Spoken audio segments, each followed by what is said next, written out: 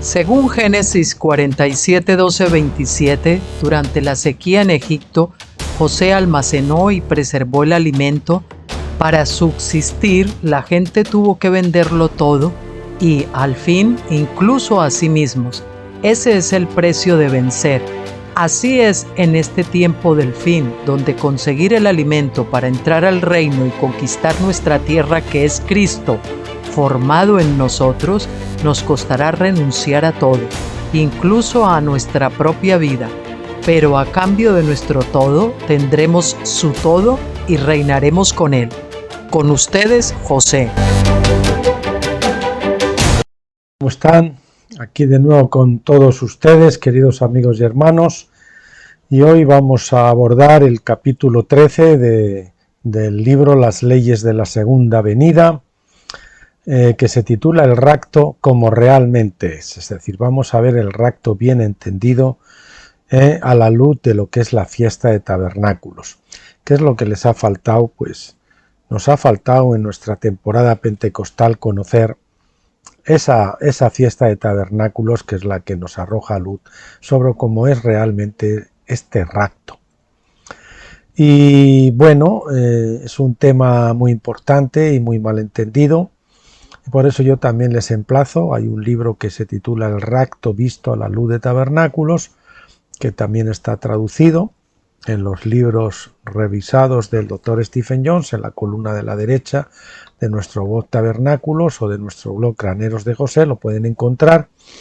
Y bueno, pues ahí tienen este tema que vamos a tocar hoy bastante ampliado. Decirles también que, bueno, gracias a Dios ya nos quedan este y 2 capítulos más para terminar este libro. Este capítulo es, como el resto, como la mayoría, un poquito más largo, y luego ya nos van a quedar 2 capítulos, sobre todo uno de ellos supongo que será corto. Así que bueno, sin más demoras, pues vamos a comenzar. Capítulo 13, el rapto como realmente es. El término rapto no es un término bíblico, es un término teológico que muchos maestros de la Biblia utilizan para referirse al harpazo, es decir, el arrebatamiento, mencionado en Primeras de Tesalonicenses 4:17. La palabra griega es harpazo, arrebatamiento mencionado en Primera de Tesalonicenses 4:17. Al igual que en muchas palabras, tanto bíblicas como otras, el problema no está en la terminología, sino en las definiciones y la comprensión del hombre. Las palabras son sólo tan buenas como bueno sea el entendimiento que tienen los hombres de su significado. No va a ser nuestra intención o el propósito tirar piedras a la palabra rapto. La palabra en sí no es un problema real. El problema es que la palabra ha recibido su definición proveniente de hombres en los 2 últimos siglos que sabían poco o nada sobre la fiesta de las trompetas o de los tabernáculos. Debido a esto, gran parte de la Iglesia ha enseñado que cuando Cristo venga, los muertos serán resucitados e inmediatamente arrebatados al cielo, con los santos vivos siguiéndoles los talones. Pero esto no es lo que las fiestas nos enseñan. Como ya hemos visto, la fiesta de las trompetas profetiza acerca de la resurrección de los muertos, pero la fiesta de tabernáculos no se cumplirá hasta después de 2 semanas. En el patrón de Juan 6 y 7, que se estudió en el capítulo 7 de este libro, vimos que Pedro salió al encuentro de Jesús en medio del lago y que Jesús fue a celebrar la fiesta de tabernáculos a la mitad de esa fiesta. Si bien no podemos decir con seguridad cuándo vendrá, los patrones sugieren fuertemente que Cristo vendrá hacia la mitad de la fiesta de tabernáculos y que, como Pedro, los vencedores serán arrebatados lejos para encontrarse con él en ese momento. Bueno, lo de lejos podemos quitar, arrebatados para encontrarse con él en ese momento. Pero esto sería más de 2 semanas después de la fiesta de las trompetas. Está claro a partir de estos patrones y leyes que tenemos que dar una nueva mirada a la segunda venida de Cristo, una mirada que tiene un amplio conocimiento tanto del Antiguo como del Nuevo Testamento. Con esto en mente, echemos un vistazo a Primera de Tesalonicenses capítulo 4, versículos 14 a 18. Porque si creemos que Jesús murió y resucitó, así también traerá Dios con Jesús a los que durmieron en Jesús. Por lo cual os decimos esto por la palabra del Señor, que nosotros que estemos vivos y permanezcamos hasta la venida del Señor, no precederemos a los que durmieron, porque el Señor mismo descenderá del cielo con aclamación, con voz de arcángel y con trompeta de Dios, y los muertos en Cristo resucitarán primero. Luego nosotros, los que hayamos quedado, seremos arrebatados, del griego arpazo quiere decir arrebatados, juntamente con ellos en las nubes, para recibir al Señor en el aire, y así estaremos siempre con el Señor. Por lo tanto, confortaos unos a los otros con estas palabras. Este pasaje no dice que tan pronto como se levanten los muertos serán arrebatados. Esto ha sido asumido por aquellos que no están familiarizados con la fiesta de las trompetas. Pablo da el orden en que estos eventos ocurrirán, pero dice poco o nada acerca de su sincronización. Tal vez sea porque los próximos versículos, capítulo 5, versículos 1 al 2, dicen: y ahora en cuanto a los tiempos y las sazones, hermanos, no tenéis necesidad de nada que os escriba, porque vosotros sabéis perfectamente que el día del Señor vendrá así como ladrón en la noche. Estos cristianos de Tesalónica ya conocían los tiempos y las sazones, es decir, las estaciones, ya que estaban familiarizados con las fiestas que establecen los tiempos y las sazones, las estaciones. Es lamentable, sin embargo, que los cristianos de hoy saben muy poco acerca de los días de fiesta. Saben o sepan, vamos a poner mejor sepan, muy poco acerca de los días de fiesta. La falta de una enseñanza adecuada ha causado que grandes porciones de la Iglesia necesiten el material bíblico que Pablo no trató en su carta. Por esta razón hemos cuidado de sentar esas bases de la enseñanza en los primeros capítulos de este libro. Como Pablo, también nosotros podemos decir que no tenemos ya necesidad de repetir este material. Podemos, sin embargo, ir a otros pasajes del Antiguo Testamento que Pablo usó como material de recurso. La primera ley de la venida de Cristo. Desde el principio, el propósito de Dios en la creación era dar a luz a los hijos de Dios a su propia imagen. El primer Adán no lo logró a causa del pecado. El segundo Adán, sin embargo, que es Jesucristo, estaba destinado a tener éxito en ese propósito. Eva fue tomada de Adán. La Iglesia fue tomada del costado de Jesús.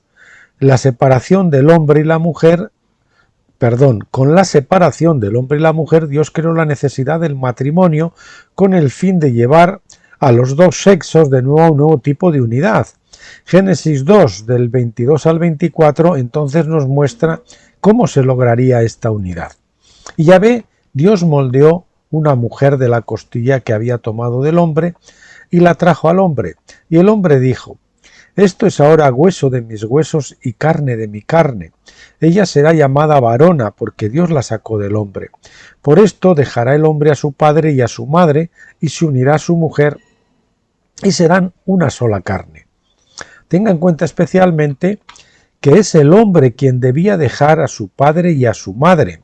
Esta es una declaración profética específicamente aplicable al segundo Adán, de cómo él viene a reclamar su novia. Cristo debe dejar a su padre, Yahvé, y madre, el Shaddai.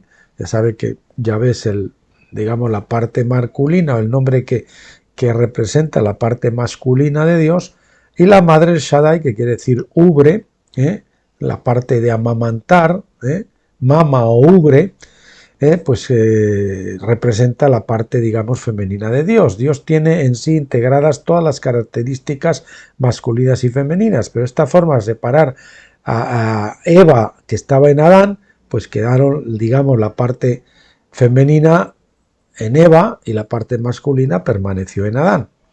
Y entonces, dejar a su padre Yahvé y madre el Shaddai y venir a la tierra para unirse a su esposa.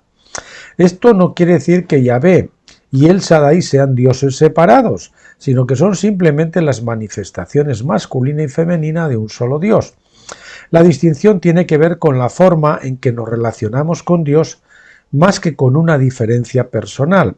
En este sentido, Jesucristo tuvo que dejar el cielo y venir a la tierra, a la casa de la novia. No es el caso de que la novia deba dejar a su padre y a su madre para ir al cielo a casa de su marido. Y eso es lo que siempre nos han enseñado de una forma correcta y nosotros pues no nos hemos parado a pensar que la Escritura dice lo contrario, que no es la novia la que se va para el cielo, sino que es el novio el que viene a la tierra. Así, cuando Pablo habla de la venida de Cristo, él habla de los creyentes encontrándose con él en el aire para escoltarlo a la tierra, no para irse con él al cielo, pero no de los creyentes que se van al cielo como si fuese su hogar definitivo. El propósito principal de la creación y de la historia es que el cielo venga a la tierra, que Cristo se manifieste a sí mismo en la tierra y que la gloria de Dios llene la tierra. Es para establecer su reino sobre la tierra, no para destruir la tierra y establecer un reino en el cielo. Su propósito es producir carne espiritual, si se puede decir eso, ¿no?, que manifieste la gloria de Dios, de la que Moisés era un tipo y Jesús nuestro ejemplo. Carne sería quizás mejor un cuerpo espiritual, ¿no? La declaración de Dios en Génesis 2, citada más arriba, es la primera declaración importante de intención que establece el modelo profético para la venida de Cristo. Sin embargo, no nos dice la manera de su venida ni ningún detalle sobre la sincronización. Estos detalles estaban reservados para que otros profetas los enseñaran en los siglos posteriores en una revelación progresiva de la verdad. Sin embargo, ninguna revelación futura debe contradecir la ley básica de la venida de Cristo establecida al principio en Génesis 2. Que no estamos culpando ni al atrio de la Pascua, ni al acto de Pentecostés, de inconsciencia o ignorancia o sobre todo de mala intención. Simplemente pues es eso, es desconocimiento de una revelación que viene posteriormente, porque la revelación crece gradualmente. Lo que sí está mal, que cuando viene esta nueva revelación progresiva, que nos cerremos en banda pensando que ya lo sabemos todos y rechazamos la nueva cosa que Dios está haciendo, que rechacemos la nueva luz que Dios está trayendo. Bien, avanzamos. Patrones, perdón, hoy parece que tengo picor de garganta, ya lo siento. Patrones de la venida de Cristo en Éxodo 19. Es habitual que pensemos que la presencia de Dios en el monte Sinaí como el Padre siendo algo distinto del Hijo. Tendemos a pensar en el Señor, es decir, Yahvé como el Dios del Antiguo Testamento y en Jesucristo como el Dios del Nuevo Testamento. Sin embargo, Éxodo 15:2 e Isaías 12:13 afirman que Yahvé es mi salvación, es decir, salvación es la palabra Yahshua, que es el nombre hebreo de Jesús. Por lo tanto, podemos decir que Jesucristo es la encarnación de Yahvé, el Dios que se reveló a Moisés en Éxodo 6 del 2 al 3, en el Sinaí. Y el mismo Dios que le dio la ley a Israel en el monte Sinaí, bueno, que se reveló a Éxodo 6, 2 al 3, supongo que entonces será referido a la zarza de fuego y después en el Sinaí. Por esta razón podemos decir que Dios vino a la tierra en el monte Sinaí tomando sobre sí mismo la apariencia de fuego. En esa venida, sin embargo, no estaba encarnado en carne y hueso. Por esta razón, normalmente no llamamos a la manifestación del Sinaí una venida de Cristo. Lo que queremos decir es que no fue una persona de carne y sangre que vino por una encarnación. Aún así, debemos entender que hubo patrones de la venida de Cristo en los días de Moisés al monte Sinaí. El entendimiento de Pablo de la segunda venida de Cristo se extrae de una serie de pasajes en el libro de Éxodo. El primero es Éxodo 19:18, que dice: todo el monte Sinaí humeaba porque Yahvé había descendido sobre él en fuego, y el humo subía como el humo de un horno, y todo el monte se estremecía en gran manera. Cuando el sonido de la bocina iba aumentando en extremo, Moisés hablaba, y Dios les respondía con el trueno. Y descendió Yahvé sobre el monte Sinaí a la cumbre del monte. Y llamó Yahvé a Moisés a la cumbre del monte, y Moisés subió. Compare este pasaje con la declaración de Pablo en el Nuevo Testamento. En Éxodo 19:18, Yahvé había descendido, resaltamos la palabra descendido, y en 1 de Tesalonicenses 4:16 leemos que el Señor mismo descenderá del cielo. Resaltamos la palabra descenderá. En Éxodo 19:19, el sonido de la bocina iba aumentando en extremo. En 1 de Tesalonicenses 4:16 leemos de la voz del arcángel y la trompeta. O sea, en el primer versículo resaltamos el sonido de la bocina, en el segundo la voz del arcángel y la trompeta. Ahí va, hay paralelismos. En Éxodo 19:20 Moisés subió, resaltamos la palabra subió al monte que estaba cubierto por una nube. En 1 Tesalonicenses 4:17 los santos son arrebatados juntamente con ellos en las nubes para recibir al Señor en el aire. Una comparación de las declaraciones de Pablo con el libro del Éxodo muestra claramente que Pablo había estudiado a Moisés y sabía que el patrón de la segunda venida de Cristo fue establecido muchos años antes, cuando Cristo vino a la tierra en el monte Sinaí. Patrones de la venida de Cristo en Éxodo 24. Hay otros pasajes en el libro de Éxodo que son notablemente similares a la descripción que hace Pablo de la venida de Cristo.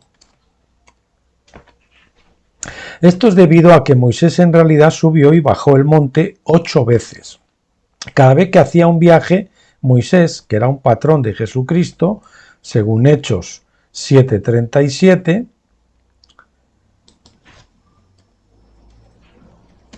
estableció más detalles de su patrón de la segunda venida de Cristo. Éxodo 24, del 13 al 18 dice: Entonces se levantó Moisés con Josué su servidor, y Moisés subió al monte de Dios, pero a los ancianos dijo: Esperad aquí hasta que volvamos nosotros, y aquí Aarón y Hur están con vosotros.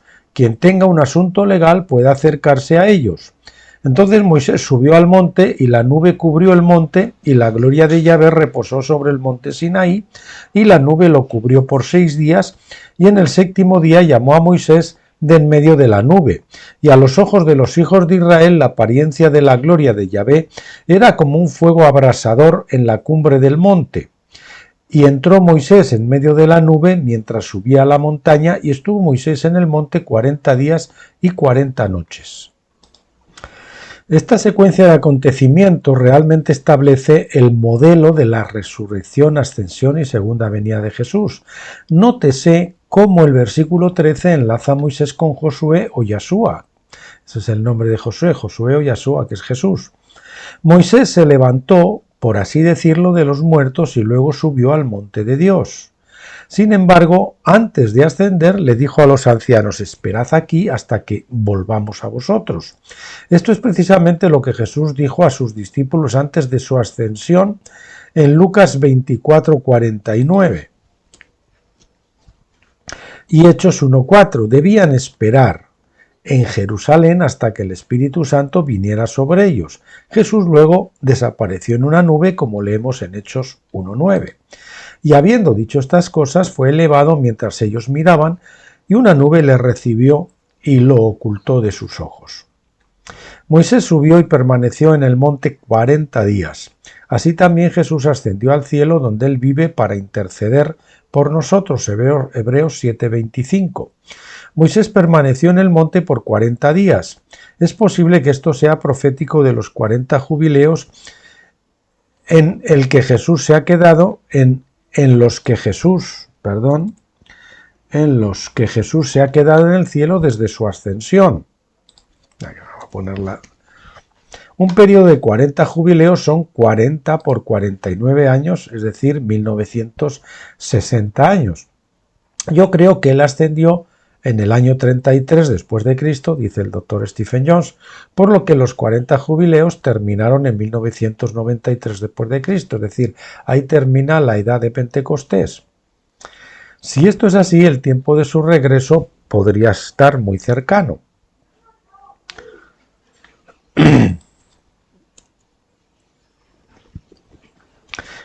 Pero Moisés es también un tipo y sombra de los vencedores, y no solamente de Jesucristo. Si vemos el ascenso de Moisés desde esta perspectiva, entonces el ascenso de Moisés contiene los patrones de nuestra propia ascensión para recibir al Señor en el aire.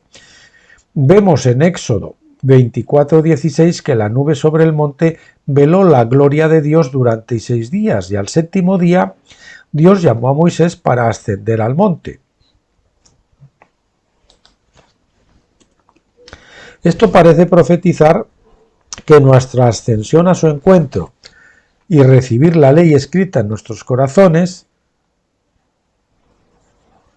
a su encuentro y para recibir la ley escrita en nuestros corazones ocurrirá al comienzo del séptimo día, es decir, el séptimo milenio de Adán. Vamos a ponerlo con mayúsculas: séptimo día y séptimo milenio de Adán. Milenio desde Adán. Esto se creía en la Iglesia primitiva. Un estudio de este caso, sin embargo, no es apropiado en este libro. Hemos tratado más a fondo con la cronología de la historia y su relación con el calendario del jubileo divino en nuestro libro Secretos del Tiempo, que, como saben, está resaltado en la columna de la derecha de tanto del blog Tabernáculos como del blog Graneros de José. Bueno, ahí no está a la derecha, está en los libros editados y reeditados de Stephen Jones, pero además en Tabernáculos lo tienen ahí y más abajo de forma individualizada. ¿Cómo podemos encontrar al Señor? Primera Tesalonicenses 4:17 dice que vamos a recibir, es decir, vamos al encuentro del Señor en el aire.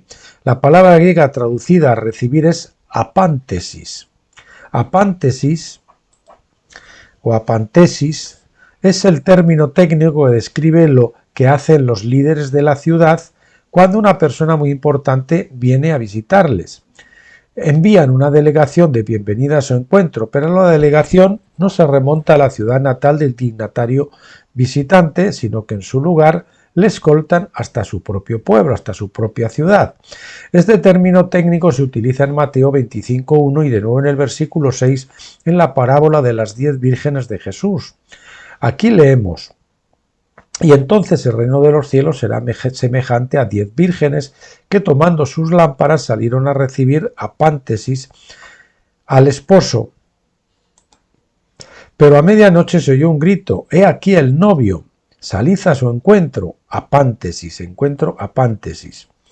En la parábola las vírgenes habían estado esperando que el novio llegara a reclamar a su novia. A medida que se acercaba, se gritó que el novio venía. Algunas fueron a su encuentro, mientras que otras no lo hicieron. Todas eran vírgenes, es decir, todas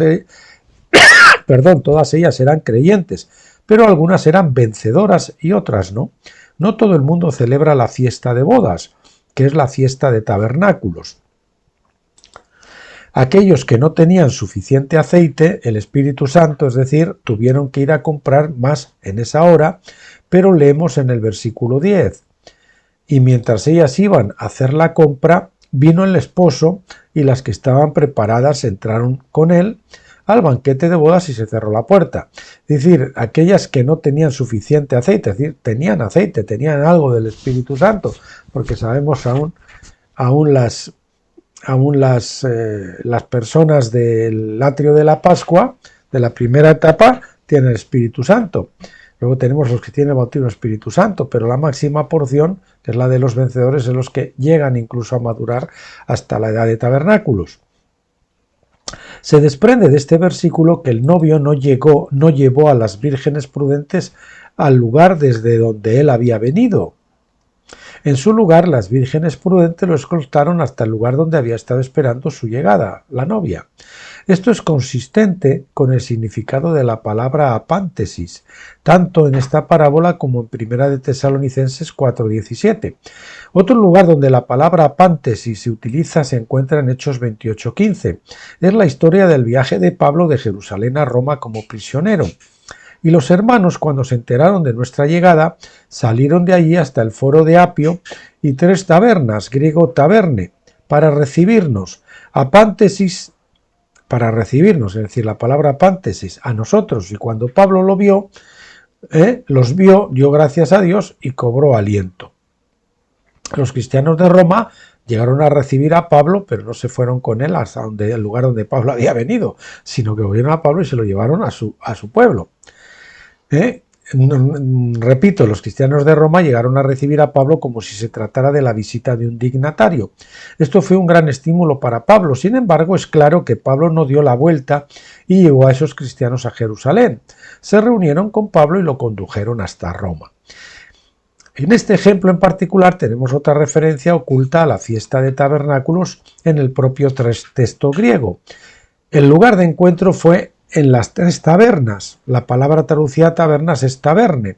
Esta es en realidad la palabra latina taberna, que transcribieron los griegos y adoptaron como propia. Así, oculto en el texto en sí, hay un vínculo entre el apántesis, es decir, encuentro con el Señor, y la fiesta de tabernáculos. Todo lo que se refiere tabernáculos. Sugiere que nos encontraremos con el Señor durante la fiesta de tabernáculos, como los hermanos en Roma encontraron a Pablo en las tres tabernas. Hay otros ejemplos que ilustran la apántesis. En Mateo 14, 22 al 34, el término apántesis no se utiliza realmente en el texto, pero la historia nos muestra el mismo principio. Este es uno de los pasajes que hemos discutido anteriormente, donde Jesús caminó sobre el agua hacia los discípulos durante la tempestad.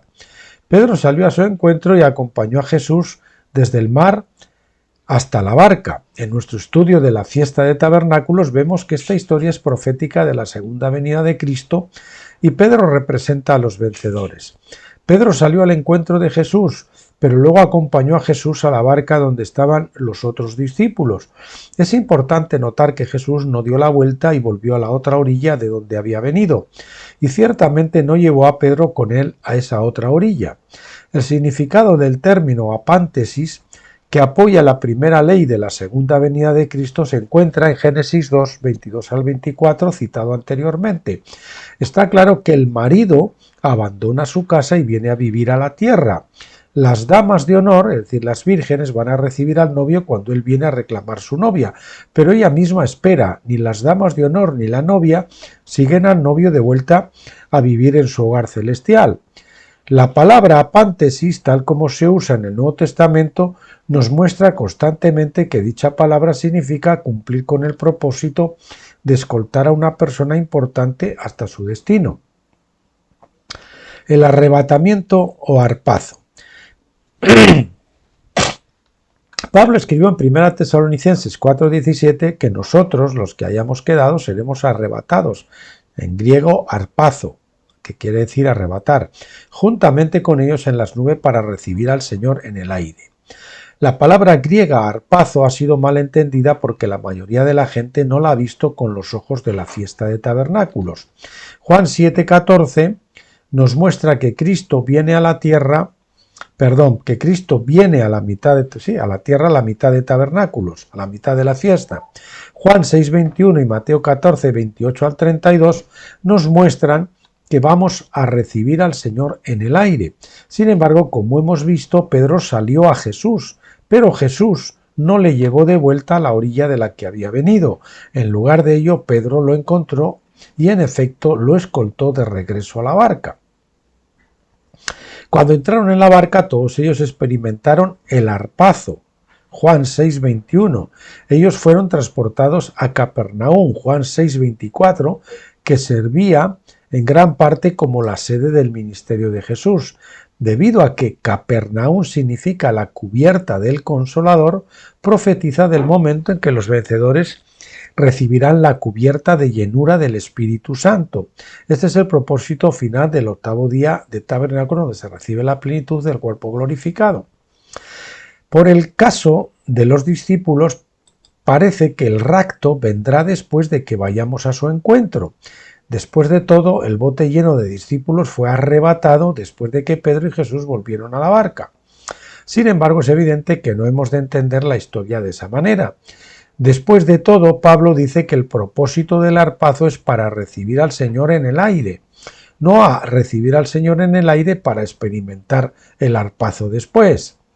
Por lo tanto, debemos entender la capacidad de Pedro de caminar sobre el agua como la inicial experiencia de arpazo de los vencedores. En este caso, Pablo, cuando camina sobre el agua, está representando a los vencedores encontrándose con Jesús en el aire, que encuentran a Cristo en su segunda venida, en su venida. Después de esto, los vencedores, como el bote lleno de discípulos, tendrán la capacidad permanente de trasladarse de un lugar a otro a voluntad, así como Jesús podía hacerlo después de su resurrección. Ellos serán capaces de viajar a la velocidad del pensamiento de una parte de la tierra a otro, o entre el cielo y la tierra, es decir, entre la dimensión espiritual y el universo físico. El significado del arpazo de Pedro, del arrebatamiento de Pedro, el arpazo en este caso de Pedro fue caminar sobre el agua. La historia en sí tiene un significado alegórico. Jesús ascendió al monte para interceder, para orar o para interceder por nosotros, Hebreos 7:25. Mientras tanto, envió a los discípulos por delante de él a la tormenta que se avecinaba. En otras palabras, los discípulos fueron enviados al mundo, donde podrían experimentar la tribulación y la persecución a manos de los sistemas políticos y religiosos del mundo. Y Jesús se acercó a ellos en medio del lago, caminando sobre el agua. Esto significa su posición de autoridad sobre todas las naciones, porque Apocalipsis 17:15 dice que las aguas representan pueblos, muchedumbres, naciones y lenguas. Vemos entonces que la capacidad de Pedro para caminar sobre el agua muestra que los vencedores también han de recibir autoridad sobre las naciones. El hecho de que Pedro comenzara a hundirse cuando sintió miedo del viento y las olas también nos muestra que su autoridad se basaba en la fe. Tenía que mantener los ojos enfocados en Jesucristo en lugar de en el viento y las olas. Dejarse vencer por el miedo parece descalificar a las personas para ser vencedores. También nos enteramos de esto por las leyes de la guerra de Deuteronomio 28 y por la historia de Gedeón, cuyo ejército se redujo considerablemente después de que a los cobardes se les dijo que se fueran a casa.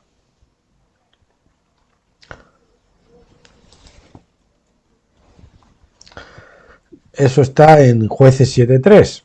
Lamentablemente, a muchos cristianos se les ha enseñado a temer al viento y a las olas con el fin de mantenerlos en la barca, es decir, en la iglesia, en las iglesias.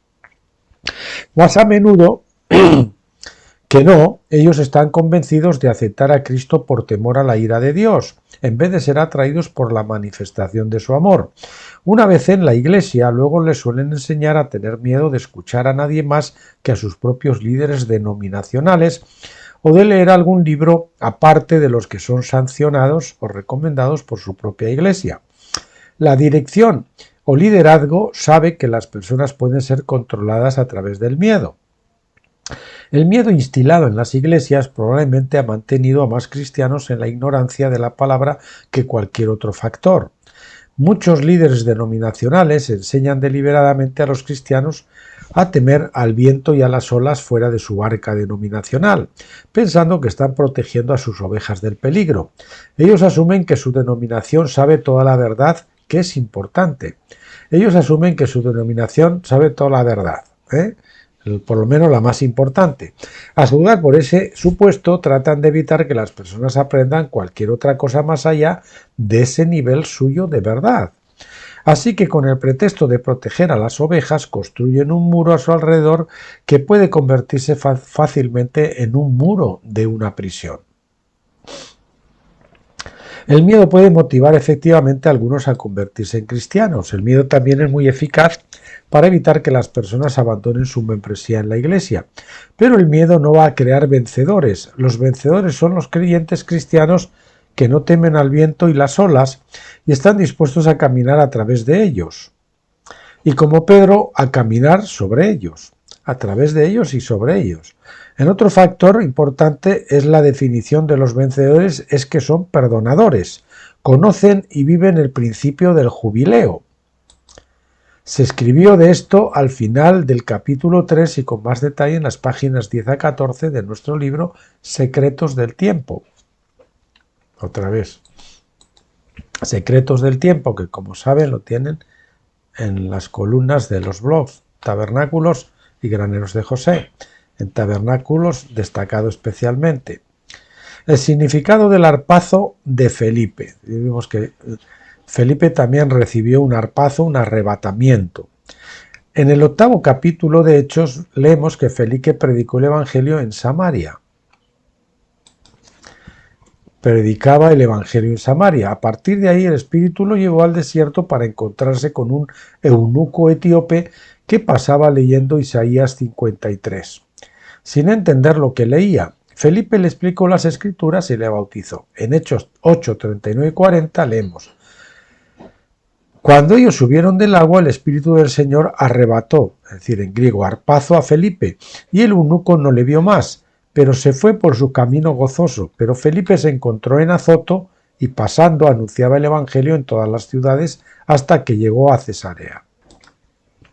La misma palabra griega arpazo que se utiliza en la traducción de Felipe es la que encontramos en 1 Tesalonicenses 4:17. Felipe fue arrebatado, pero no en el sentido de dejar la tierra, sino que solo fue trasladado de un lugar a otro. Tuvo la misma experiencia que los discípulos tuvieron cuando Jesús llegó a la barca en medio del mar de Galilea. Felipe se encontró de repente cerca de la ciudad de Azoto, es decir, Asdod, la antigua ciudad filistea, Asdod. Entonces él predicó el Evangelio a partir de ahí a todo lo largo del camino a Cesarea. Esta historia es también una alegoría profética. Felipe y Esteban representan las dos obras de Cristo en Hechos 6:8, en los capítulos 6 a 8 de Hechos. Esteban retrata la primera obra de Cristo en la que estaba llamado a ser un mártir como testigo de Cristo, en la que fue llamado a ser un mártir como testigo de Cristo. Él fue apedreado por los judíos que estaban defendiendo su sistema religioso del nuevo culto, entre comillas, con Saulo consintiendo o aplaudiendo su muerte, Hechos 8:1. Por otro lado, Felipe retrata la segunda obra de Cristo y su éxito en la predicación de la palabra a todas las naciones. Felipe experimenta el arpazo, es decir, el arrebatamiento, entonces predica con éxito primero a los samaritanos y luego al eunuco etíope. A partir de ahí la palabra va a la antigua ciudad filistea de Asdod, Azoto. Desde Asdod, Felipe predica todo el camino a Cesarea, una ciudad construida y llamada así por el rey Herodes en honor de Augusto César. Los procuradores romanos de Palestina tenían casa allí y la mayoría de sus ciudadanos eran griegos. De este modo, la historia es profética de los vencedores en el momento de la segunda venida de Cristo, los cuales, por la predicación de la palabra bajo la unción plena del Espíritu, son capaces de poner todas las cosas bajo los pies de Cristo. Esta historia es similar al éxito de Jonás al predicar a Nínive. Ambas historias profetizan acerca de la palabra de Dios llegando a todo el mundo, hasta que los reinos de este mundo reconocen plenamente la gloria y la soberanía de Jesucristo y su derecho a gobernar la tierra. Esto se realizará en la era de tabernáculos que está sobre nosotros. El significado del arpazo del hijo de varón, es decir, del arrebatamiento del hijo varón. En Apocalipsis 12, del 1 al 5, leemos: Una gran señal apareció en el cielo, una mujer vestida de sol, con la luna debajo de sus pies y sobre su cabeza una corona de 12 estrellas, y ella estaba encinta y gritaba en la angustia de dar a luz. También apareció otra señal en el cielo. He aquí un gran dragón escarlata que tenía 7 cabezas y 10 cuernos, y en sus cabezas 7 diademas, y su cola arrastraba la tercera parte de las estrellas del cielo y las arrojó sobre la tierra. Y el dragón se paró frente a la mujer que estaba a punto de dar a luz, de modo que cuando diera a luz devorara a su hijo. Y ella dio a luz un hijo, un varón, hijo varón en la versión King James, un hijo varón, que regirá a todas las naciones con vara de hierro, y su hijo fue arrebatado, es decir, arpazo, para Dios y para su trono. El nacimiento de Jesucristo fue el modelo original de la escena descrita en Apocalipsis 12. Cuando nació, El rey Herodes, inspirado por el dragón rojo, intentó matarlo. Herodes era idumeo y medio judío, medio judaíta. Edom significa rojo. Herodes era, por tanto, una manifestación del dragón rojo en los días de Jesús. María cumplió la parte de la mujer que da a luz a Jesús y, por supuesto, Jesús fue el hijo varón original o hijo varón de la profecía. Jesucristo viene a regir todas las naciones con vara de hierro. Capítulo 12:5. Pero el punto importante para ver en nuestro estudio es el hecho de que el arpazo se cumplió en su ascensión a su trono en el cielo. La New American Standard Bible dice que fue arrebatado arriba, pero en realidad la palabra significa arrebatado lejos. La concordancia de Strong da su significado, arrebatado lejos o llevado lejos, ¿no? La concordancia de Strong da su significado como apoderarse. El diccionario expositivo de Vine dice que significa arrebatar o atrapar. La palabra se deriva de jaireomai, que significa elegir por voto u optar por el cargo. En 2 de Tesalonicenses 2:13, Pablo usa esa palabra diciendo: pero nosotros debemos dar siempre gracias a Dios por vosotros, hermanos, amados por el Señor, de que Dios os ha escogido, jaireomai, desde el principio para salvación, mediante la santificación por el Espíritu y la fe en la verdad. En otras palabras, la palabra implica la elección de Dios para una posición de autoridad. Eso es lo importante, ser elegidos para una posición de autoridad. Mateo 12:18 usa una forma diferente de la misma palabra al decir de Jesús: he aquí mi siervo a quien escogí. Este es el sentido en el que Apocalipsis 12:5 usa el término arpazo. Jesucristo fue arrebatado al trono de Dios porque él era aquel escogido para gobernar a todas las naciones con vara de hierro. Es decir, Dios le arrebató al trono porque él era el elegido para regir, para gobernar a las naciones. Esta profecía de Apocalipsis 12 es también un patrón profético para el nacimiento corporativo de los hijos de Dios, seguida de su ascensión al trono. No hay ninguna razón para pensar que esta ascensión deba ser una en la que los creyentes desafíen la gravedad y se eleven fuera de la atmósfera terrestre y viajen a una tierra celestial más allá de la luna. No hay razón para insistir en que estos creyentes se van a ir a algún otro planeta, estrella o al cielo más allá del sistema solar. El cielo no es una pieza o bien inmueble en el espacio exterior, con castillos y prados en él, ni tampoco es una gran nave espacial como algunos han imaginado. El cielo es dimensional, no locacional. Tenemos que entender que las cosas espirituales, seres espirituales y los lugares espirituales son diferentes de nuestro mundo tridimensional. La Biblia muestra cuadros en la palabra en términos terrenales solo para ayudarnos a comprender las cosas espirituales o celestiales. El verdadero rapto es una ascensión al trono, a una posición de autoridad. Ese es el verdadero rapto. Ser arrebatados al trono, es decir, ser arrebatados a una posición de autoridad, a la que Dios ha llamado a los vencedores por medio de su elección soberana. Es lamentable que al concepto de arpazo se le diera un concepto tan carnal que requirió, se le diera un significado, para que no sea redundante. Es lamentable que al concepto del arpazo se le diera un significado tan carnal que requirió que los teólogos acuñaran una nueva palabra, la palabra rapto. Los términos ascensión o arrebatado ya no eran adecuados para descubrir los nuevos puntos de vista de los hombres en los últimos 150 años, así que empezaron a hablar en términos de un rapto. Sin embargo, aún así, este nuevo término proviene de la palabra latina raptus, que literalmente significa capturado o atrapado. Como ya hemos visto, esta es idéntica a la definición de Strong de arpazo.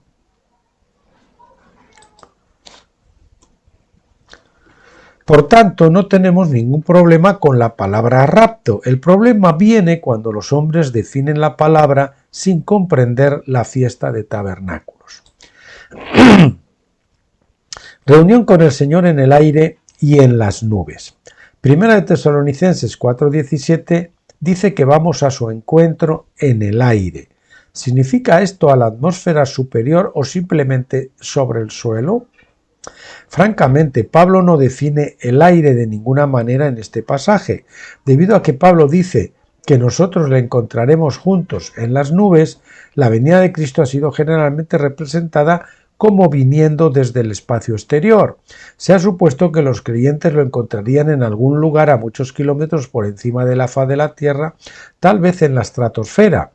En primer lugar, la palabra griega traducida como aire es aer, de la cual la concordancia Strong dice de aemi, es decir, que quiere decir respirar inconscientemente, es decir, respirar, por analogía, soplar. La palabra se usa en Hechos 22-23, y como ellos gritaban y arrojaban sus ropas y echaban polvo al aire, aer, ahí está la misma palabra. Tome en cuenta que el polvo no alcanzó la atmósfera superior. El aire estaba a un par de pies del suelo y el polvo probablemente cubrió a todos los presentes. Utilizada en este contexto, aer significa encima del suelo, donde la gente puede respirar, en contraposición al subsuelo, donde los hombres podrían asfixiarse. Primera de Corintios 9:26 nos dice lo mismo. Por lo tanto, corro de tal manera como para alcanzar la meta, peleo de tal manera no como quien golpea el aire, aer. En otras palabras, Pablo dice que él hacía más que apariencia de boxeo, que una simple apariencia de boxeo, en sus esfuerzos para seguir a Cristo. La imagen del boxeo simulado muestra que uno podría batir el aire que queda al alcance de un boxeador. La palabra no era utilizada para indicar la atmósfera superior a unos pocos kilómetros por encima de la tierra. Pablo continúa diciendo en 1 Corintios 14:9 que si las personas hablan en lenguas que no se entienden, no hacen más que hablar al aire. Todos estos ejemplos muestran que aer se refiere a por encima del suelo en lugar de en subterráneo, de ser en un lugar subterráneo. Pero, ¿qué pasa con las nubes? ¿No indica esto que vamos a encontrar a Cristo en la atmósfera superior? La referencia de Pablo a las nubes viene del hecho de que Moisés subió a encontrarse con el Señor en la nube sobre el monte Sinaí. Las nubes son simbólicas de varias cosas. La palabra en sí proviene de la palabra griega nefele, proviene de la palabra raíz nefos. El diccionario expositivo de Vine dice: denota una masa turbia, sin forma que cubre los cielos. Por lo tanto, metafóricamente se refiere o se habla de una multitud densa o una muchedumbre. Hebreos 12:1. La palabra nefele puede significar las nubes físicas, pero la Biblia usa el término mucho más a menudo de una manera figurativa. Hebreos 12:1 se utiliza, Hebreos 12:1, en Hebreos sería 12:1, en Hebreos 12:1 se utiliza el término para referirse a la tan grande nube, es decir, una multitud de testigos que nos rodean. Es decir, la nube están refiriendo a multitud, que es figurativa de los vencedores del Antiguo Testamento enumerados en Hebreos 11. También Jesús habla del día de su venida viniendo sobre las nubes del cielo. Mateo 26:64. Muchos interpretan esto literalmente. Sin embargo, una mirada más de cerca al pasaje parece apoyar una interpretación más figurativa. Jesús le dijo: tú lo has dicho, sin embargo os digo que desde ahora veréis al Hijo del Hombre sentado a la diestra del poder, que quiere decir dunami, de la palabra griega dunamis, poder, y viniendo en epi, sobre, que quiere decir sobre, viniendo en o sobre las nubes del cielo. Jesús estaba hablando con el Sanedrín y el sumo sacerdote Caifás, que estaba a punto de condenarle a muerte bajo la acusación de blasfemia. Uno podría preguntarse cómo podrían estos incrédulos del Sanedrín ver a Cristo más tarde sentado a la diestra del poder. sabemos por Hechos 7:55 que Esteban vio a Jesucristo en la gloria de pie a la diestra de Dios, pero es cuestionable si esos incrédulos podrían haber tenido la misma visión. Parece mejor tomar esto en conjunto con la última parte del versículo, donde también se dice Él viene en las nubes del cielo, o sobre las nubes del cielo. Interpretamos esto como que el Hijo del Hombre está sentado a la diestra del poder, desde cuya posición él puede venir sobre la gran nube multitud, es decir, la gran nube, la multitud de testigos en la fiesta de tabernáculos. Estas son las nubes del cielo y que en un sentido figurado están sentadas en los lugares celestiales, incluso ahora porque Pablo dice en Efesios 2:6, y juntamente con él nos resucitó y nos hizo sentar en los lugares celestiales en Cristo Jesús. Repetimos esto, interpretamos esto como que el Hijo del Hombre está sentado a la diestra del poder, desde cuya posición él puede venir sobre la gran nube, él puede venir sobre la gran nube, es decir, multitud de testigos en la fiesta de tabernáculos. Estas son las nubes del cielo que en sentido figurado están sentadas en los lugares celestiales. En cierto sentido, las nubes son los vencedores, en los cuales y sobre los cuales viene Cristo. El poder de su trono debe darse a estos creyentes. Jesús estaba realmente diciendo a Caifás que él y su Sanedrín serían depuestos y reemplazados por la autoridad del Hijo del Hombre y la nube de sus testigos. Esto comenzó en el día de Pentecostés y concluirá con el cumplimiento de tabernáculos. Jesús había dicho a sus discípulos que recibirían poder, dunamis, después de que el Espíritu Santo viniera sobre ellos, Hechos 1:8. Pentecostés es las arras del Espíritu y es en efecto la promesa de la plenitud que está por venir en tabernáculos. Podemos mirar a los eventos de Hechos 2 para ver el patrón de lo que está por venir. Si se les dio a los discípulos en el aposento alto y los que vinieron después de ellos poder en Pentecostés, entonces una mayor parte de poder se debe dar en el cumplimiento de tabernáculos. Por lo tanto, parece que Jesús, de pie a la diestra del poder, es la fuente del poder en los vencedores, tanto bajo Pentecostés como, en última instancia, en tabernáculos. Así es como Él viene sobre las nubes del cielo. No es probable que se cumpla en el cielo como podríamos imaginarlo. Tanto Pablo como Jesús usaron imágenes de palabras simbólicas que no se supone que deban ser tomadas literalmente. Hablaron de las nubes primero para llamar la atención del lector hacia Moisés, quien ascendió al monte en la nube, y en segundo lugar para mostrar que el reino se establecería con la entrada de una gran multitud y en la nube de los testigos.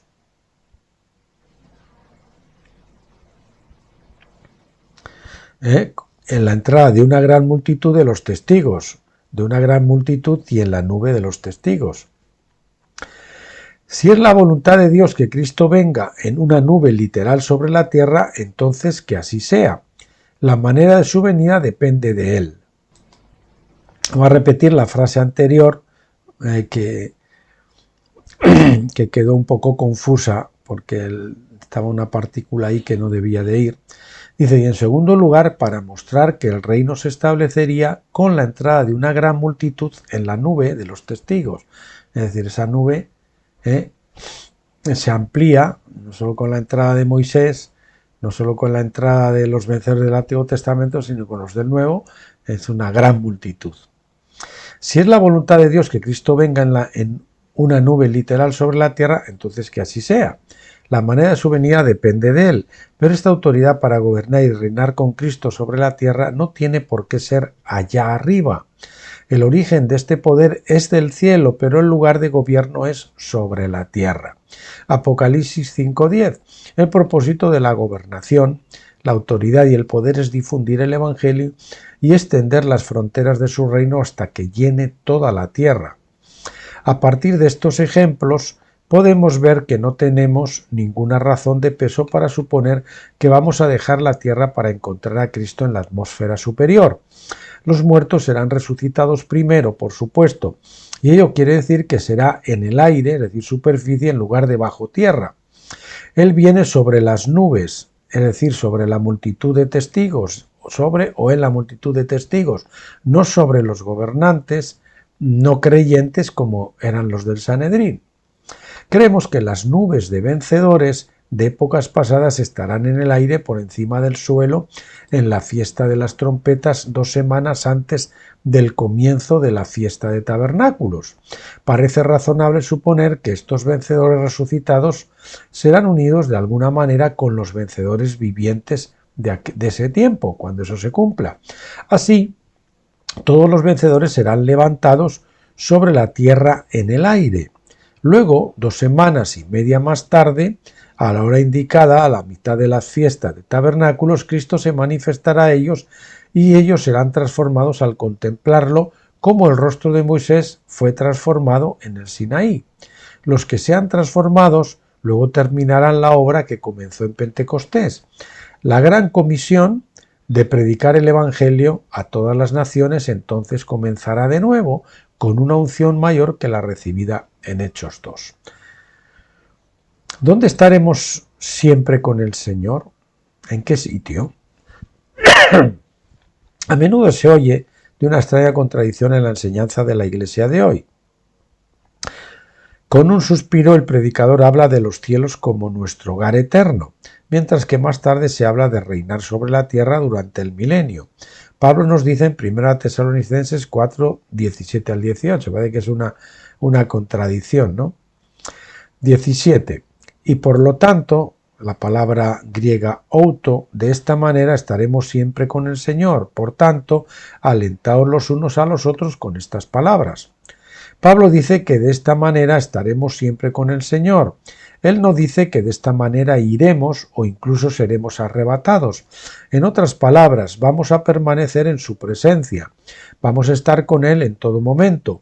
Vamos a entrar en el lugar santísimo en su presencia y permanecer allí con Él. No viene para una visita temporal una vez al año como el sumo sacerdote de Aarón. No importa lo que hagamos o dónde vayamos, vamos a estar con Él, porque su presencia estará plenamente sobre nosotros y en nosotros.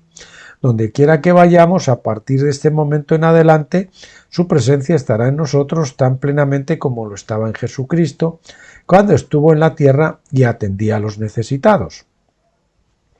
No vamos a estar en el espacio exterior en un lugar llamado cielo. Las condiciones celestiales vendrán a la tierra y se centrarán sobre todo en los vencedores que cumplan con la fiesta de tabernáculos. Estos recibirán cuerpos espirituales como Jesús tenía después de su resurrección. Eso es realmente el rapto, el arpazo, ser transformados, recibir ese cuerpo glorificado, una transformación a nivel atómica de cada átomo de nuestro ser. Ellos recibirán cuerpos espirituales como Jesús tenía después de su resurrección. De este modo, Mateo 5:7 se cumplirá, como dice en la New American Standard Bible, bienaventurados los mansos, porque ellos recibirán la tierra por heredad, no el cielo. La tierra es lo que vamos a recibir por heredad. Esa es nuestra herencia. Apocalipsis 5:10 dice que reinaremos sobre la tierra, aunque el tener el cuerpo glorificado nos permitirá acceder a la cuarta dimensión, es decir, al mundo espiritual también. Pedro dice que la tierra y sus obras, por ejemplo, negocio, empleo, trabajo, serán quemadas, segunda de Pedro 3:10, pero 3 versículos después dice: pero según su promesa nosotros esperamos nuevos cielos y nueva tierra en los cuales mora la justicia. Si Pedro hubiera hablado solamente de ir al cielo o a los cielos, podríamos ser capaces de decir que los hombres ya no habitarán la tierra.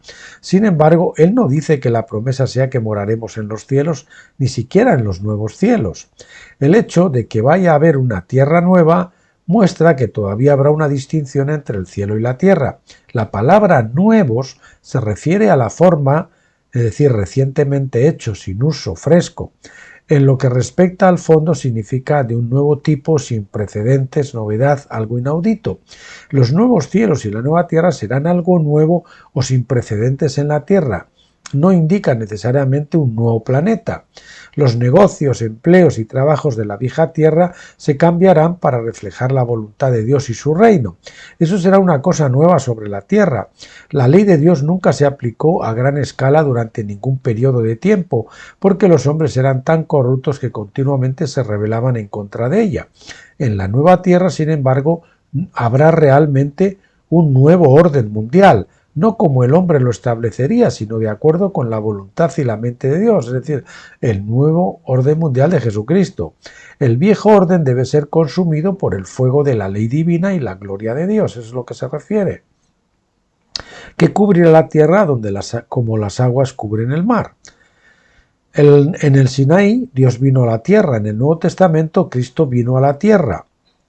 Y Él todavía vendrá a la tierra de nuevo. En cada caso, la dirección siempre es desde el cielo a la tierra, cada vez con un mayor don de la unción para su pueblo.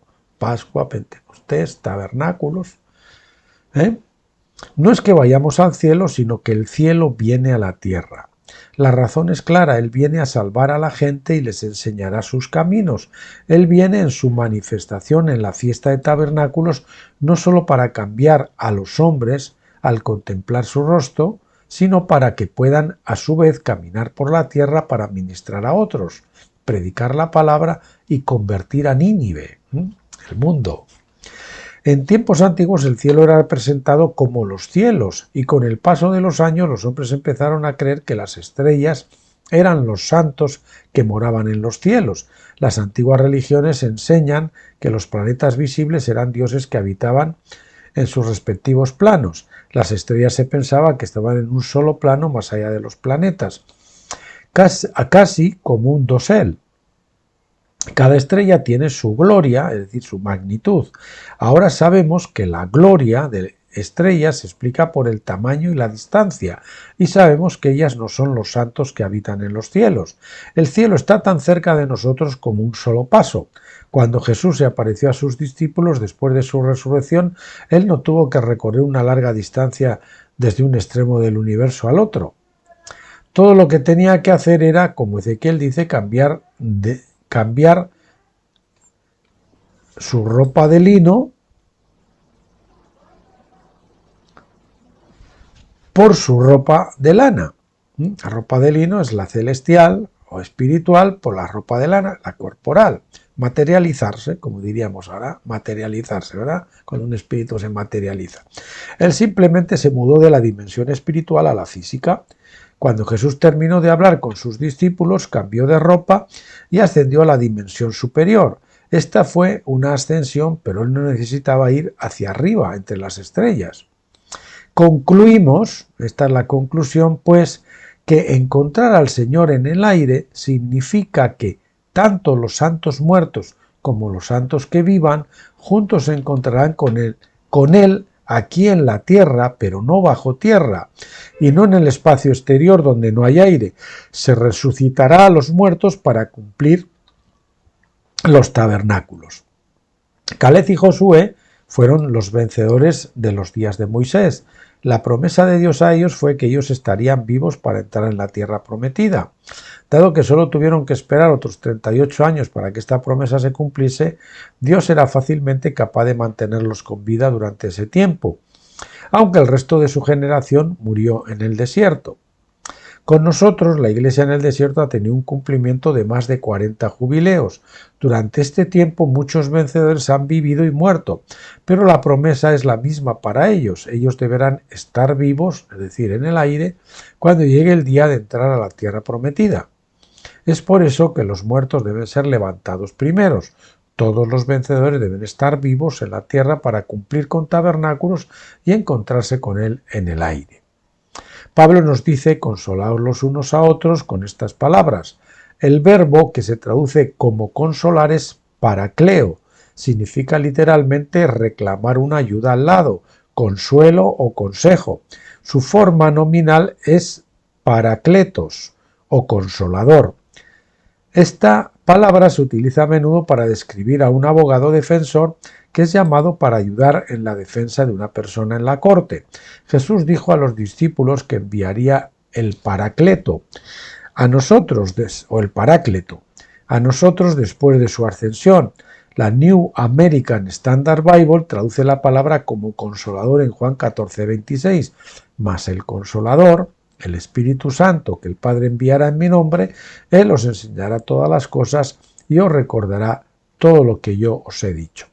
En otras palabras, Pablo nos está diciendo de ayudar y consolar a otros con estas palabras, así como el Espíritu Santo nos ayuda y nos consuela. Parece ser un juego de palabras en que la venida de Cristo trae una nueva unción del Espíritu Santo para que nos ayude a completar la obra de enseñar a todas las naciones. Por lo tanto, consolaos unos a otros con estas palabras de esperanza en la expectativa de lo que Dios hará. ¿Quién será tomado y quién se quedará? Esto es importante también, porque son todos los errores crasos que entendíamos mal en Pentecostés.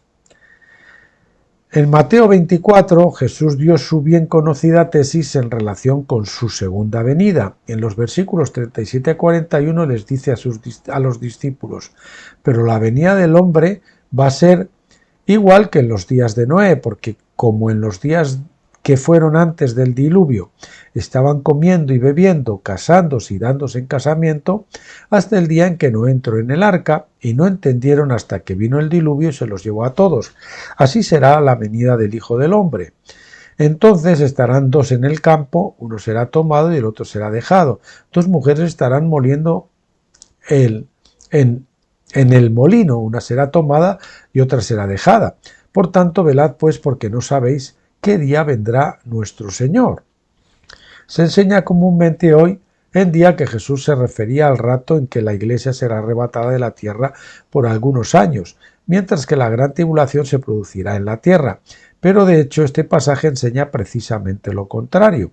Será como en los días de Noé. Los hombres estarán viviendo como de costumbre y no entenderán el plan de Dios ni creerán en las advertencias de los profetas. Así como el diluvio eliminó a todos los incrédulos de la tierra en los días de Noé, los incrédulos son los que fueron eliminados. Así será también la venida del Hijo del Hombre. ¿Quiénes fueron tomados? ¿Quiénes fueron retirados de la tierra? Ciertamente no Noé y su familia, los creyentes. Fueron los malos los que fueron llevados o tomados, dejando solos a Noé y su familia en la tierra por heredad. Así será una vez más, el uno será tomado y el otro dejado. Una vez más los malos serán removidos de la tierra, pero los mansos la heredarán. Por ejemplo, en ese pasaje donde dice que el Señor enviará a los ángeles con sus hóceres y lo primero que les manda a retirar es la cizaña. No, lo primero que se quita es la cizaña. Proverbios 2 del 22 al 23 nos dice: porque los rectos vivirán en la tierra, Eretz, que quiere decir país o tierra, y los íntegros permanecerán. La palabra es yatar, permanecer o quedarse atrás. En ella, mas los impíos serán cortados de la tierra y los traidores serán arrancados de ella. Eso dice también muy claramente Proverbios. Nos dice claramente aquí que la promesa de los justos es quedarse atrás, quedarse aquí, y no ser quitados de la tierra. Cristo viene para desarraigar los malos de la tierra, a los malos de la tierra que Él creó y que Él gobernará completamente. Él vendrá como un río, pero esta vez el diluvio será del Espíritu Santo, que traerá un bautismo de fuego sobre la tierra. El primer diluvio fue diseñado para quitar el aliento o espíritu de vida de todos los hombres. Después de este diluvio, Dios hizo un pacto con Noé, sus hijos y toda la tierra, diciendo que Él no iba a hacer eso otra vez. Génesis 9, del 9 al 17. Sin embargo, después Dios dice en Habacuc 2:14, porque la tierra será llena del conocimiento de la gloria de Yahvé, como las aguas cubren el mar. En otras palabras, habrá un segundo diluvio, pero su propósito no será el de destruir y eliminar el espíritu de vida de los hombres. Su finalidad será la de regenerar toda carne por la efusión del Espíritu Santo en un bautismo de fuego.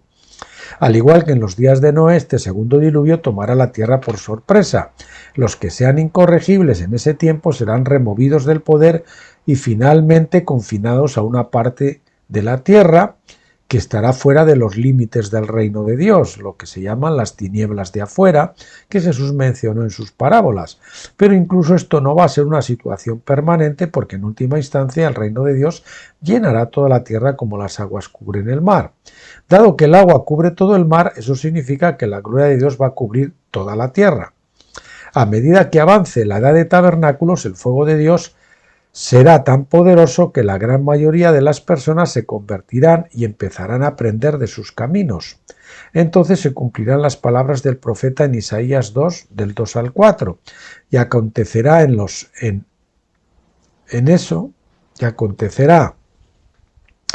los últimos días que el monte de la casa de Yahvé será establecido como cabeza de los montes y será exaltado sobre los collados, y todas las naciones correrán a él. Y muchos pueblos vendrán y dirán: venid, subamos al monte de Yahvé, a la casa del Dios de Jacob, para que él nos enseñe acerca de sus caminos.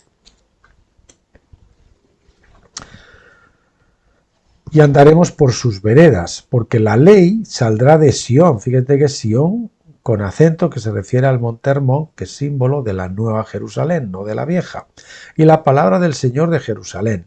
Si se está refiriendo, lógicamente, si es el monte Hermón, no a la vieja Jerusalén, sino a la nueva Jerusalén, porque ya saben que Jerusalén es una palabra plural, que quiere decir dos Jerusalenes, Jerusalayim, que quiere decir dos Jerusalenes.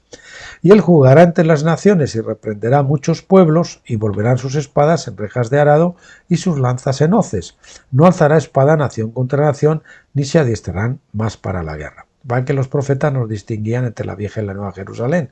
Simplemente, aunque la palabra hace referencia a dos, porque es plural. Y, sin embargo, esto en el Nuevo Testamento, pues Pablo y Juan nos explican esto, sobre todo Juan. Cuando leemos Apocalipsis o las cartas de Juan. Bien, los malvados van a ser eliminados, ejecutados por sus crímenes, o en la mayoría de los casos, creo, se convertirán a Cristo. Van a ser eliminados de unas o dos formas. Probablemente algunos van a ser ejecutados y eliminados cuando se les descubra todo el pastel, como ya se está descubriendo a estos globalistas.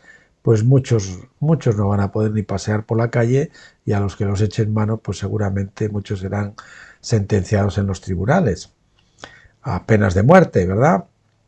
Por alta traición y por crímenes de lesa humanidad y todas esas cosas. Bueno, pero muchos, la mayoría, se convertirán a Cristo por el bautismo de fuego. Esa es una muerte, matar la carne, ¿verdad? Esto va a limpiar y purificar la tierra, haciendo un lugar apto para ser el estrado de sus pies. Mateo 5:35, aunque seguirá habiendo algunas naciones pues que no reconocen y que todavía se niegan a abandonar sus ídolos o sus religiones o sus cosas, que estarán en las tinieblas de afuera, pero que al final también serán tomadas para el reino. No hay duda de que habrá tribulación asociada a esta transición desde el viejo orden al nuevo. De hecho, ustedes saben que la tenemos especialmente desde el año 2021 con la pandemia. Y bueno, fueron habiendo sucesivos dolores de parto, y vienen dolores de parto todavía más intensos. Ahora viene probablemente en algunos países viene la crisis financiera que va a destruir el sistema bancario, seguramente venga el hambre, los razonamientos, una serie de cosas. En fin, que el polvo que va a levantar y el estruendo de la caída del misterio de Babilonia va a causar tribulación, pero también la esperanza es que paralelo a esa destrucción y a esa caída, el Señor va a derramar, va a comenzar ese último gran avivamiento, donde algunos de los vencedores ya van a empezar a tener ese poder tremendo, esa doble porción de tabernáculos, y van a compartir el Evangelio, y muchísima gente se va a convertir. Porque lógicamente cuando llueva, cuando dice el refrán que uno se acuerda de Santa Marta cuando truena. En este caso, cuando las cosas se ponen mal, pues los hombres suelen mirar y levantar sus ojos al cielo. Cuando todo va bien, como que uno no quiere saber de Dios, ni de la conciencia, ni de portarse bien. Pablo nos dice en 1 Tesalonicenses 5 que vendrá como un ladrón en la noche.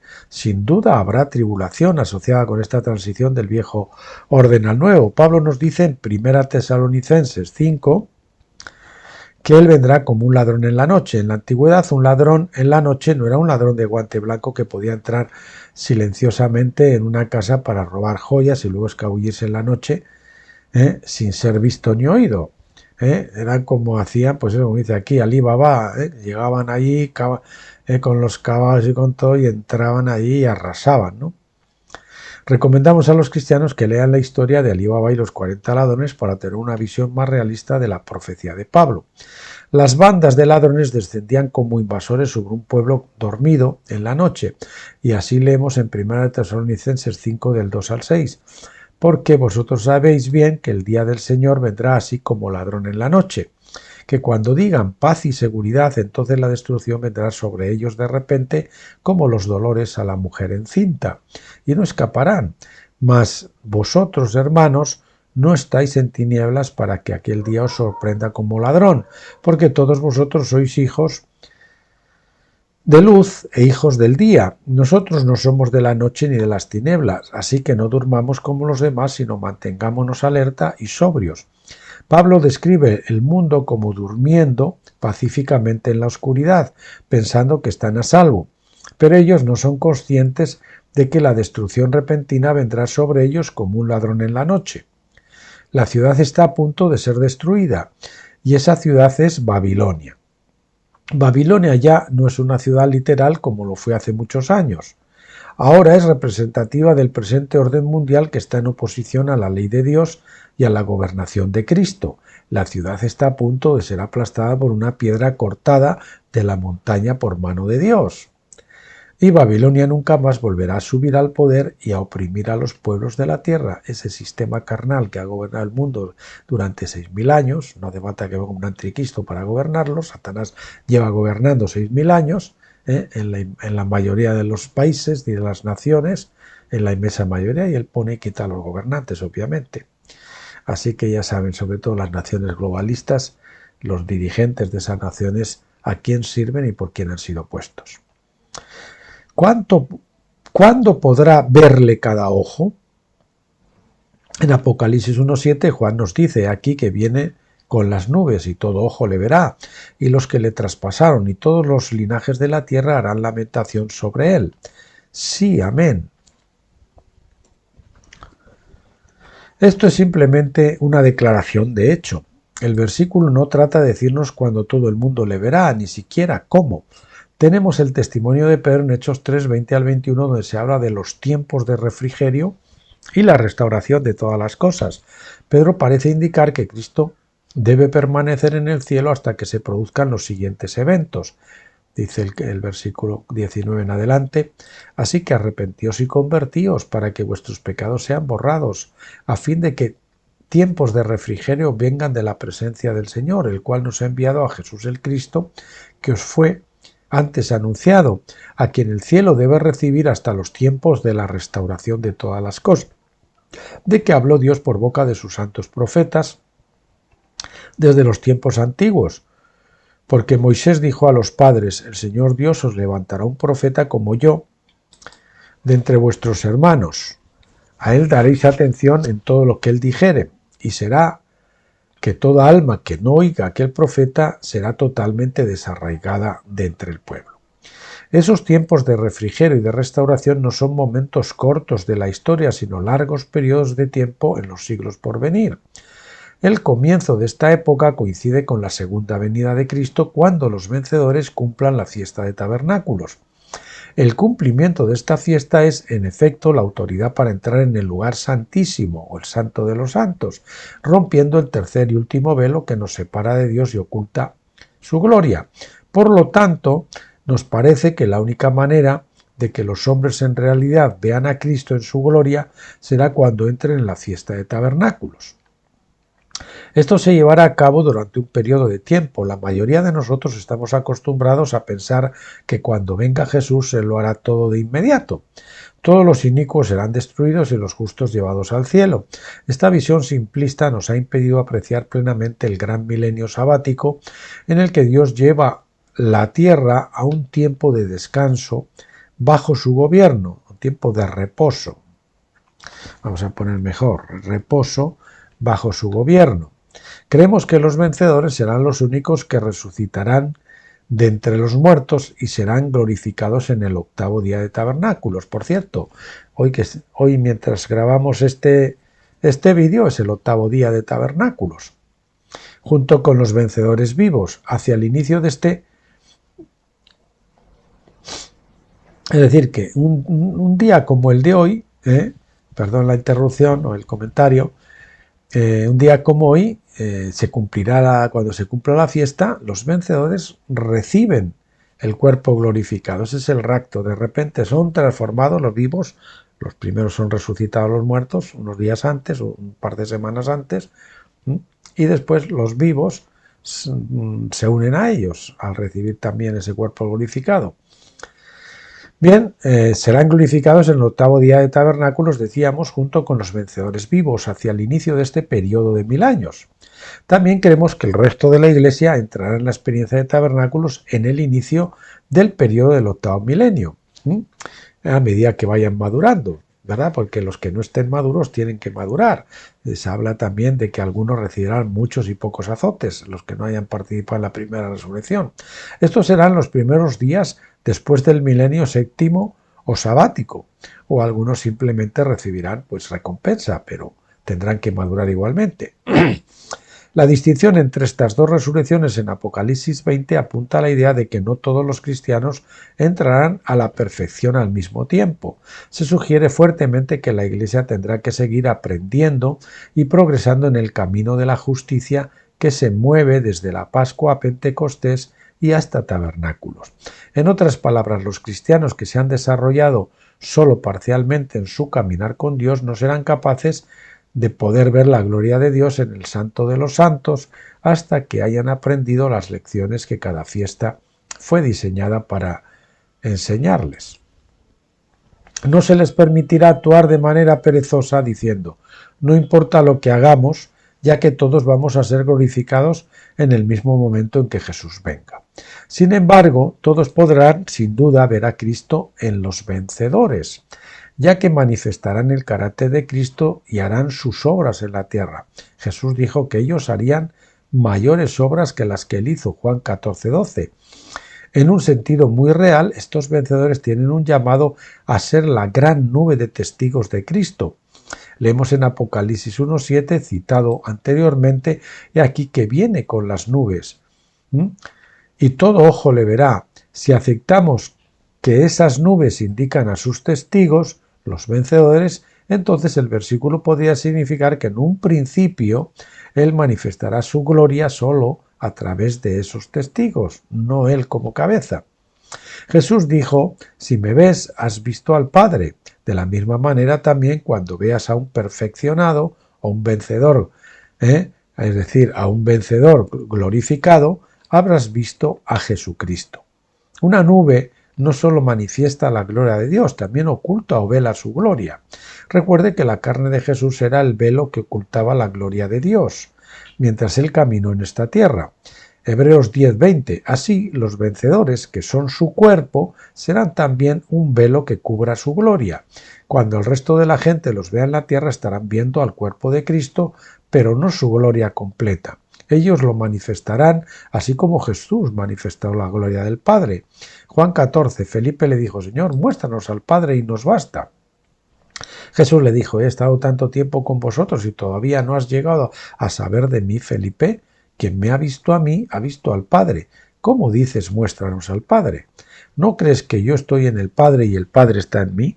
Las palabras que yo os hablo, no las hablo por mi propia cuenta, sino que el Padre que mora en mí, Él hace las obras. Creedme que yo estoy en el Padre y el Padre en mí, sino creedme a causa de las mismas obras. En verdad os digo, el que cree en mí, las obras que yo hago, él las hará también, y mayores obras que éstas hará, porque yo voy al Padre. Gracias a la intercesión de Jesús, pues los vencedores podremos o podrán, ojalá que yo me encuentre entre ellos, pues hacer obras mayores. El Padre se manifestó en Jesucristo. Jesús dejó en claro a Felipe que nadie vería al Padre, sino que se manifestó en Jesucristo. De la misma manera, Jesús aplicó el principio a los discípulos con la promesa de que algún día harían mayores obras que él hizo. La implicación es que ellos también manifestarían a Cristo al mundo y que Cristo estaría en ellos. Así que parece que en la segunda venida de Cristo solo los vencedores conocerán y verán a Cristo en su gloria completa, y que los demás verán a Cristo pero velado por la nube de testigos de los vencedores, o sea, verán a Cristo reflejado en ellos. De la misma manera, los vencedores manifestarán su gloria, así como ocultarán su gloria de aquellos que aún no estén capacitados y cualificados para ver la gloria de Dios en toda su magnitud. Estos vencedores tendrán cuerpos espirituales como Jesús tenía después de su resurrección, y ellos van a aparecerse a los demás como personas normales, pero con sabiduría y obras sobrenaturales. Vamos a ponerlo en negrita, eso también. Van a ser personas normales, pero que van a manifestar una sabiduría, una revelación y muchos milagros, muchas obras sobrenaturales, incluso mayores que los que hizo Jesús. Manifestarán la gloria de Dios a los demás en el atrio exterior, que es la tierra, vestido con su ropa de lana, como dice Ezequiel. De hecho, Ezequiel 44:19 deja en claro que cuando los vencedores ministren a otros que aún están en la carne, es decir, en el atrio, estos deberán dejar a un lado su ropa de lino primero. Esto es comparable a Moisés, quien enseñó a la gente con un velo sobre su cuerpo, sobre su rostro, es decir, se materializarán primero antes de poder ministrar a la gente en la tierra. Él estaba obligado a velar la gloria que aparecía en él, porque la gente no podía soportar ver la gloria de Dios en ese momento en sus vidas. En él es Moisés. Jesucristo siempre ha estado presente en la tierra. Él creó todas las cosas y él nunca ha dejado la tierra en ese sentido. Sin embargo, Jesús dijo que él tenía que irse, pero él les dijo a los discípulos que nunca los dejaría ni los abandonaría. Hebreos 13:5. Sin embargo, él también les dijo que él debía dejarlos para enviarles otro consolador. Juan 14:16. Esto puede ser muy confuso para el cristiano promedio. ¿Es él o no es él? Porque dice otro consolador. La pregunta no es si él está en la tierra o no, sino que realmente es una cuestión de su manifestación. Él no se ha manifestado plenamente a sí mismo en la tierra todavía. Todavía no ha salido de detrás del velo. Él todavía está velado por las nubes, es decir, sus testigos, los vencedores, porque la tierra aún no está lista para contemplar su gloria completa. Por lo tanto, la venida de Cristo no puede implicar que Él realmente salió de la tierra.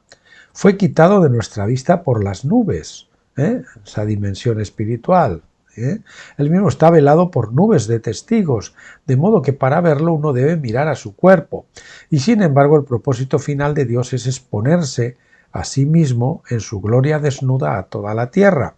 Esto ocurrirá por etapas, según el resto de la humanidad siga el camino que todos tenemos que recorrer desde el atrio exterior al Santo de los Santos, es decir, al Santísimo. Los vencedores son los que alcanzan esta madurez completa primero, pero ciertamente no son los únicos que verán su gloria al final de los tiempos.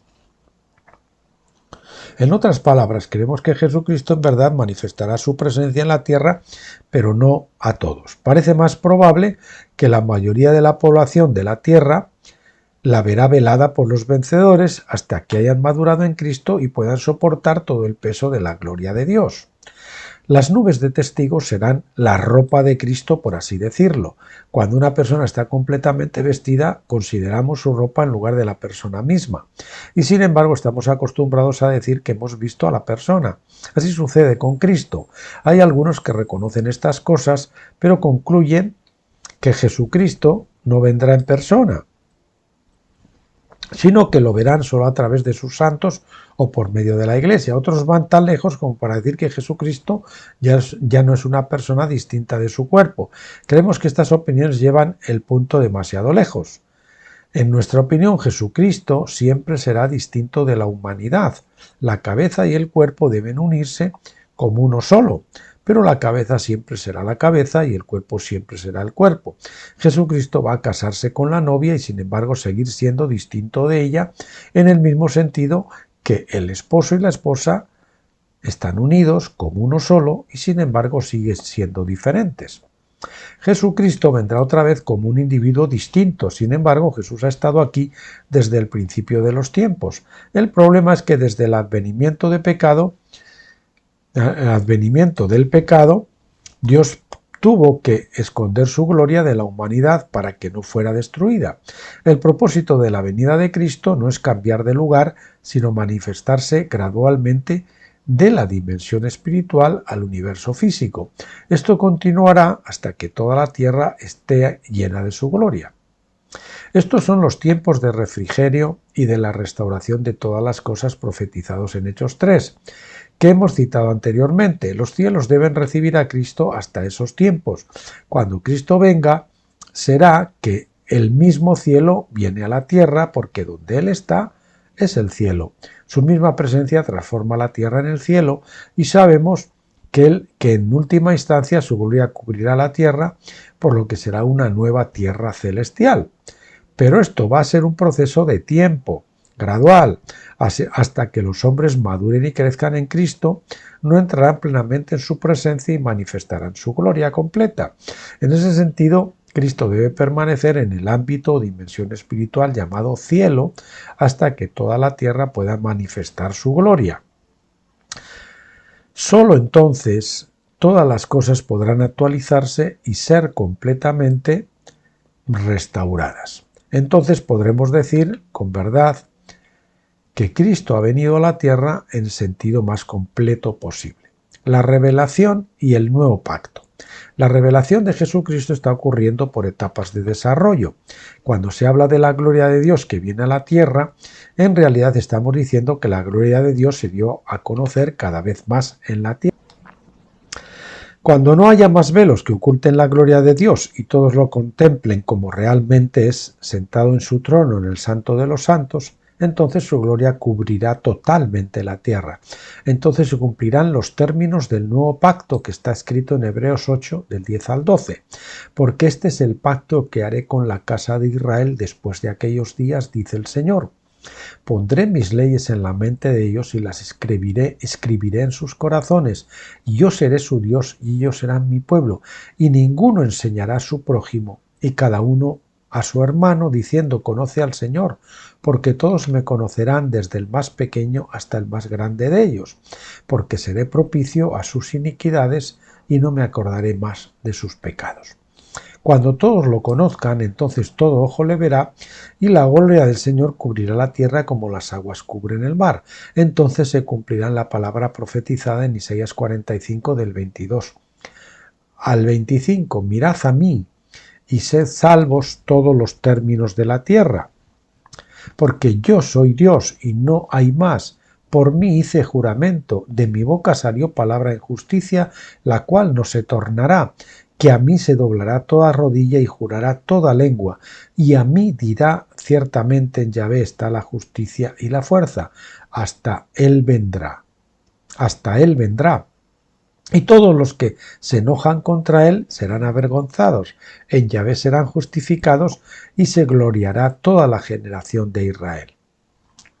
El apóstol Pablo se hace eco de esa palabra con pleno acuerdo diciendo en Filipenses 2 del 10 al 11: para que al nombre de Jesús se doble toda rodilla de los que están en los cielos y en la tierra, incluso debajo de la tierra, y toda lengua confiese que Jesucristo es el Señor, para la gloria de Dios Padre.